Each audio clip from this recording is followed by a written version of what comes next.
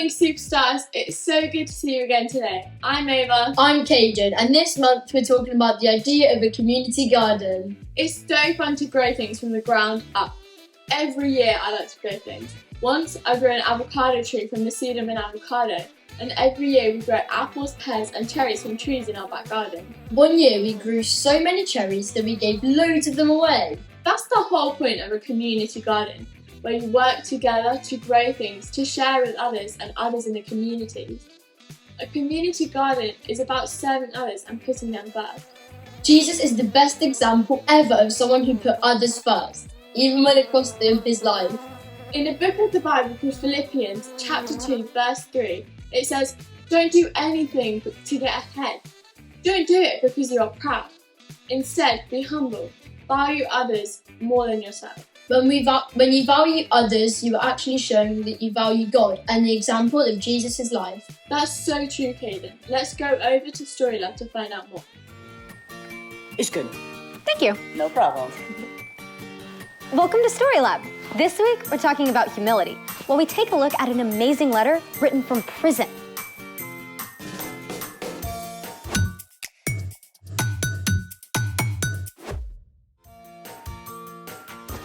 Hey, I'm Sebastian. And I'm Skylar. We're talking about humility, which is putting others first by giving up what you think you deserve. I think one of the best ways of putting others first is by helping them eat well. Like a box of fudge rounds. I was thinking more of tasty veggies. My relationship with vegetables is complicated. How about this vegetable? Are you for real? Yep, world's heaviest carrot, according to the Guinness Book of World Records. That's gonna need a lot of ranch. Then there's this. World's biggest cabbage? Yep. It's like part of some prehistoric jungle. I feel like we should see some dinosaurs roaming past it. Speaking of which, it's a Vegisaurus! world's largest mixed vegetable sculpture. Amazing. Slightly terrifying. Our guest today knows a thing or two about veggies. He builds with them? Nope, he grows them. Great. I'm ready. Hi, Phil. We're so excited to talk with you. Hi, guys. Hey, it's good to be here. Can you tell us a little bit about what you do? Sure. I run Cherith Farms, which is a small market garden that supplies an average of 40 baskets a week, all 4 seasons of the year to our 65 families. Wow. What's your farm like? Well, it's a very intense little farm. It's a 1/4 acre if you do the math of how much we actually grow on. But we grow all major food groups. That's what makes a market garden a market garden. It has a variety of crops, a great diversity of crops, and we grow them all. Everything from broccoli and cabbage and beets and carrots and lettuce and kale and bok choy, onions and garlic, and a lot more. So, any watermelons? No watermelons. The watermelons would cover this entire garden. So you have a special plan of what you plant? Absolutely. I can tell you what I'm planting next year and where I'm going to plant it. We rotate our crops every year into a new space. And so ideally, the same crop isn't planted for almost 8 years if I'm managing the garden well. Wow, that's a long time. Okay, it's easier on the soil and allows the garden to produce very well. A good garden is always giving back to the environment. So it's like you have to get to know your dirt. Yes, and that's where it really gets fun, because in the creation story of Genesis, God tells the earth to bring forth vegetation. I'm always amazed at how the ground can adapt and respond to good care and love with such energy and life, like this. So farming is really a lot of hard work, right? I do work hard, but everyone works hard. I get to choose the times when I work hard.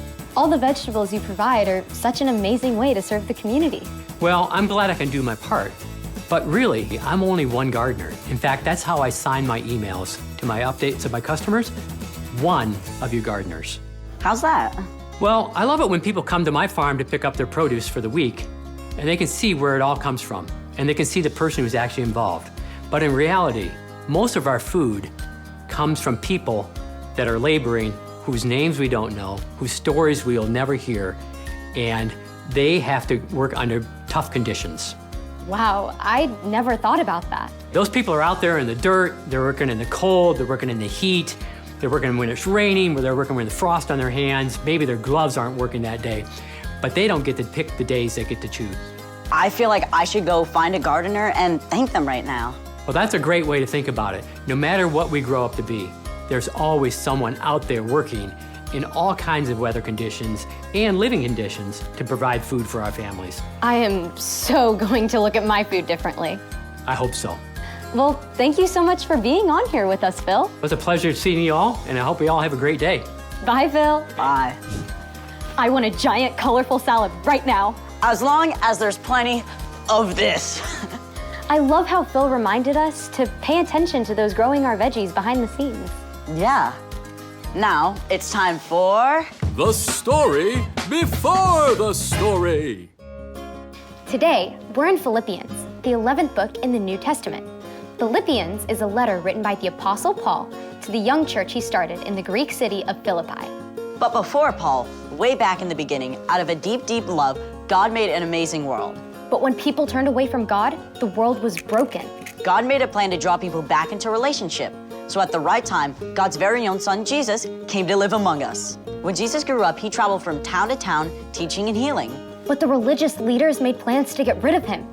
Jesus was crucified on a cross and died. But early Sunday morning, Jesus returned to life, and lots of his friends saw him. Which is where our story starts. Hey everyone, I'm Chloe. Hi, Chloe. For 40 days after his resurrection, Jesus spent time with his friends. Then he returned to heaven to be with God. But the news about Jesus spread. More and more people began to follow Jesus, including Paul. Paul traveled all over, starting brand new churches. On one of his journeys, he spent 3 months in the Greek city of Philippi, where he shared the news about Jesus with a businesswoman named Lydia. Lydia welcomed the new church to meet in her home, and it grew quickly, even after Paul was thrown in prison. Paul was released and continued his travels. Several more times, he was jailed for sharing about Jesus, but he used his time in prison to write letters to the new churches. In a letter from Rome, Paul encouraged the Philippians to put others ahead of themselves. Don't do anything only to get ahead. Don't do it because you are proud. Instead, be humble. Value others more than yourselves. None of you should look out for just your own good. Each of you should also look out for the good of others. As you deal with one another, you should think and act as Jesus did. Jesus is our model. Like the Philippians, we can begin to think and act like Jesus. So, let's take a look at some of the things Jesus did. Jesus showed humility by always talking to God first. Our Father in heaven, may your name be honored. Jesus spent time alone with God, over and over. Jesus took time away from the crowds to ask God for help. He did it before starting his ministry, before choosing his disciples, and before giving up his life on the cross. Jesus submitted all his desires and plans to God. Next, Jesus showed humility by spending time with those who seemed unimportant. Come, follow me. Rather than choosing the most important, well-educated people to be his followers, Jesus chose the overlooked and the outcast. He wasn't worried about looking impressive. Jesus said to show humility by giving in secret. When you give to needy people, don't let your left hand know what your right hand is doing. Then your giving will be done secretly. That just means when you do something good for others, do it quietly. Don't make it a big deal and do it for show so people will think you are all that. Jesus also said to show humility in our relationships by doing more than is required. Suppose someone forces you to go 1 mile. Go 2 miles with them. Jesus taught that when you're told to do something, do it with a great attitude, and then do even more than you have to. In the end, Jesus gave us the most incredible example of humility ever. Paul wrote, In his very nature, he was God. Jesus was equal with God. But Jesus didn't take advantage of that fact. Instead, he made himself nothing. He did this by taking on the nature of a servant.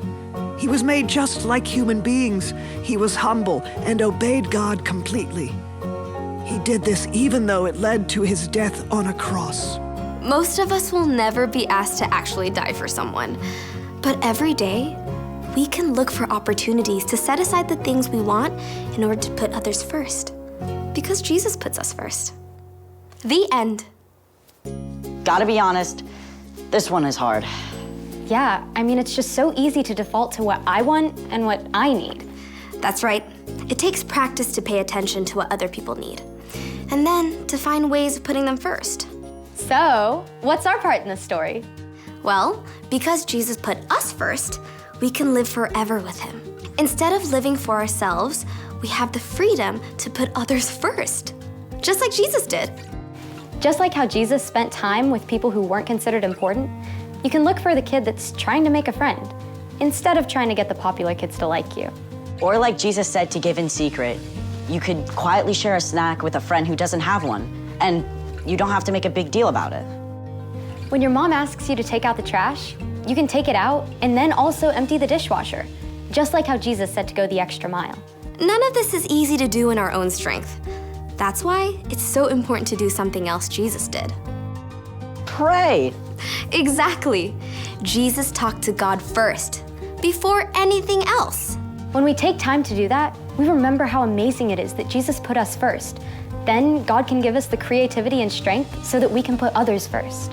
I think you've got it. See you next time. Bye, Chloe. So here's the thing. Put others first because Jesus put you first. Hey, let's go. Where are we going? We are gonna go help Farmer Phil. Okay. Thanks for joining us in the Story Lab. We'll see you Next time. Let's go.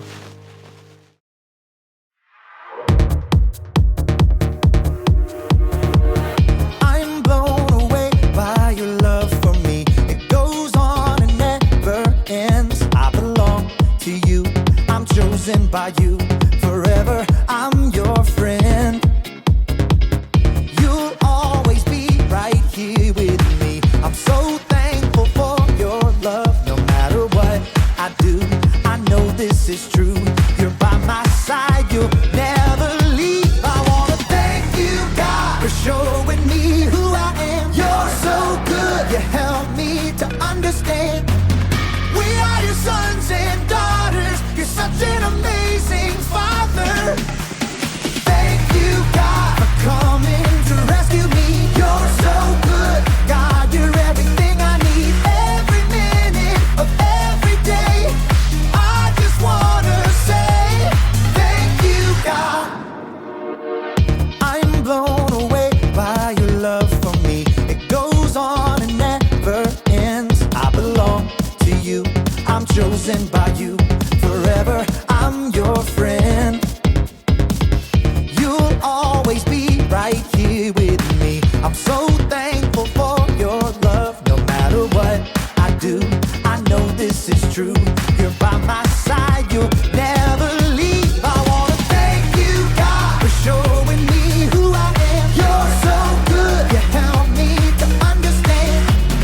We are your sons and daughters. You're such an amazing Father. Thank you, God, for coming to rescue me. You're so good, God, you're everything I need. Every minute of every day, I just wanna